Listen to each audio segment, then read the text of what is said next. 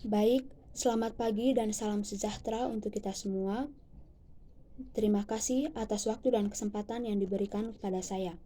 Saya, mahasiswa Universitas Nusa Cendana, atas nama Melania Francisca Hoder, Prodi Sosiologi kelas C semester 1 dengan NIM 2103030099, ingin mereview buku pertama tentang ketertiban politik di pasar informal, bagaimana negara membentuk pemerintah. Sejarah politik dan pasar di Lagos. Perdagangan telah diatur di Lagos sejak awal tahun 1900-an, yang membuat konteks yang sangat tepat untuk mempelajari variasi dalam pemerintahan swasta Nance. Kontinuitas historis memungkinkan untuk memegang organisasi pedagang yang konstan untuk menganalisis variasi dalam sifat organisasi.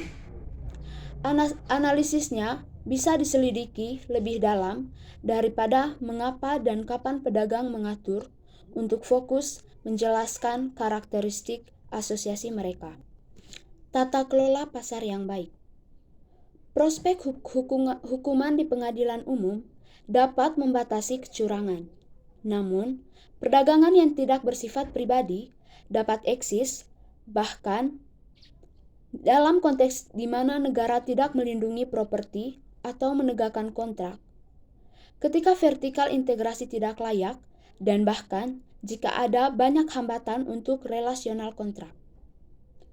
Kelompok swasta dapat mengawasi perilaku anggota mereka dengan izin tindakan tidak jujur. Mereka juga dapat mendorong berbagai informasi tentang pedagang yang tidak dapat diandalkan di luar grup dan mengatur boikot terhadap mereka yang curang atas anggota kelompok perdagangan. Buku ini mempertimbangkan pertanyaan dalam konteks pemerintahan swasta. Melihat kelompok-kelompok swasta dan para pemimpin swasta yang mengatur mereka.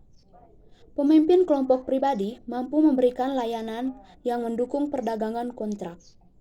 Tapi dengan kekuatan untuk menegakkan perjanjian, datang kekuatan untuk memeras. Memang banyak pemimpin swasta mendahului anggotanya. Apa yang menjelaskan perilaku pemimpin kelompok? Sementara banyak pekerjaan berfokus pada menentukan mengapa beberapa organisasi merangkul lembaga negara untuk mendukung perdagangan, yang lain bergantung pada lembaga swasta.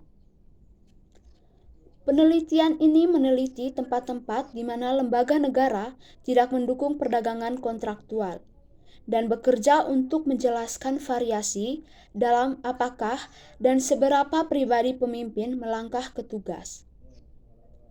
Penelitian sebelumnya tentang tata kelola swasta berfokus pada kelompok yang memiliki kebijakan pro-perdagangan swasta yang canggih.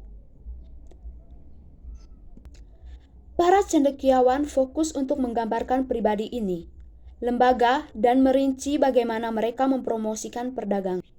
Sementara banyak studi semacam itu berasumsi bahwa kelompok swasta yang mempromosikan perdagangan akan muncul untuk mengisi kesenjangan dalam penyediaan publik ketertiban sosial.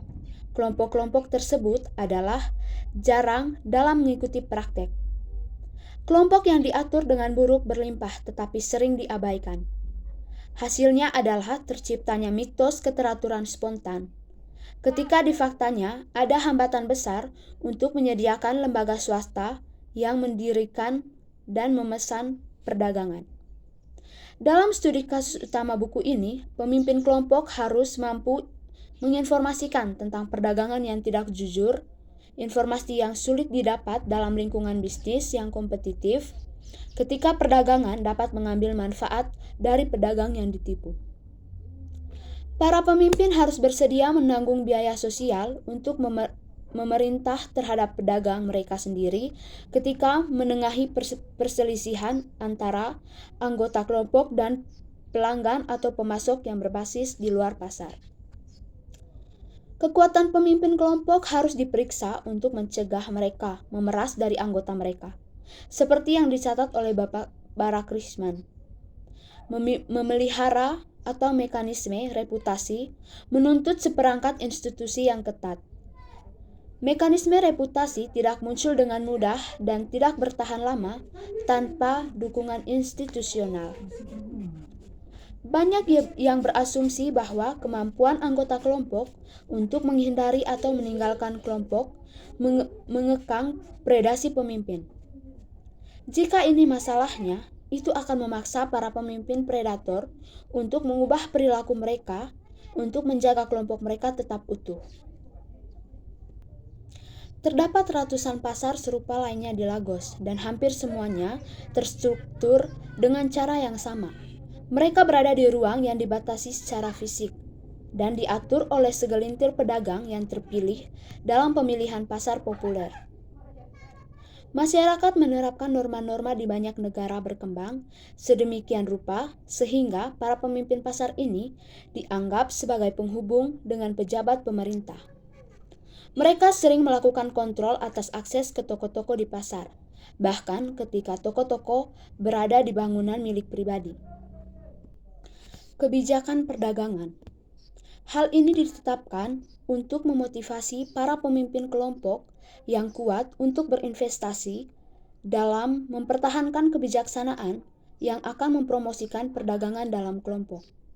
Khususnya ketika anggota kelompok tidak secara langsung bersaing antara satu dengan yang lainnya. Ancaman politisi mengarah pada kebijakan pro-perdagangan swasta. Hasil dari kepentingan adalah kebijakan promosi perdagangan swasta, termasuk yang mengurangi perselisihan berbagai informasi dan kebijakan penegakan dan pemerasan pribadi. Seorang pemimpin yang kuat ingin mempertahankan pemerintahan keluar dari kelompok. Ancaman pemimpin terhadap pemerintah, namun kredibel hanya jika dia dapat memobilisasi anggota untuk memprotes atau memilih sebagai sebuah blok atau secara kolektif memberikan sanksi kepada politisi. Mobilisasi semacam itu membutuhkan simpati anggota.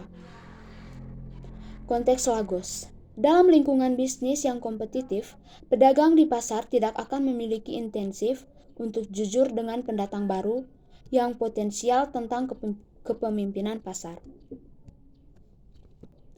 Asumsi-asumsi ini tidak berlaku untuk semua kelompok di mana-mana, tetapi mereka berlaku untuk banyak kelompok penting, seperti serikat pekerja dan asosiasi bisnis.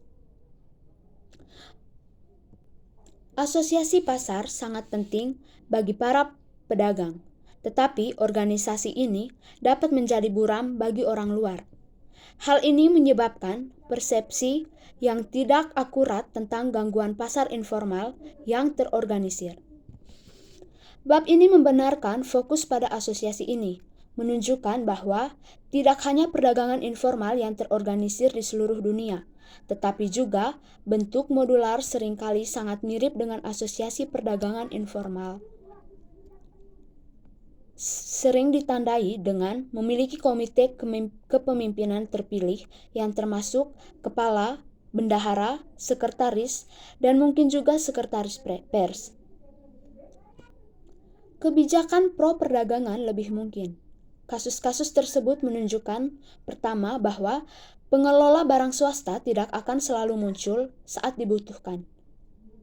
Kebijakan promosi perdagangan adalah mahal bagi para pemimpin. Bahkan pemimpin pasar yang baik mungkin telah bersaing dan tentu saja pemimpin pasar predator ada. Berbeda dengan sindiran dari literatur yang luas tentang pemerintahan swasta, kebijakan promosi perdagangan swasta tidak ada di mana-mana. Data survei menunjukkan bahwa pasar di tanah pemerintah daerah di mana politisi memiliki lebih banyak hal untuk campur tangan, lebih mungkin dan lebih baik diatur. Hal ini mengejutkan mengingat temuan dalam penelitian sebelumnya bahwa di mana motif politisi tidak dianggap baik hati. Barang pribadi pemerintahan harus berkembang ketika politisi ini tetap berada di luar urusan kelompok. Baik, demikian hasil review buku saya yang pertama tentang ketertiban politik di pasar informal, bagaimana negara membentuk pemerintahan.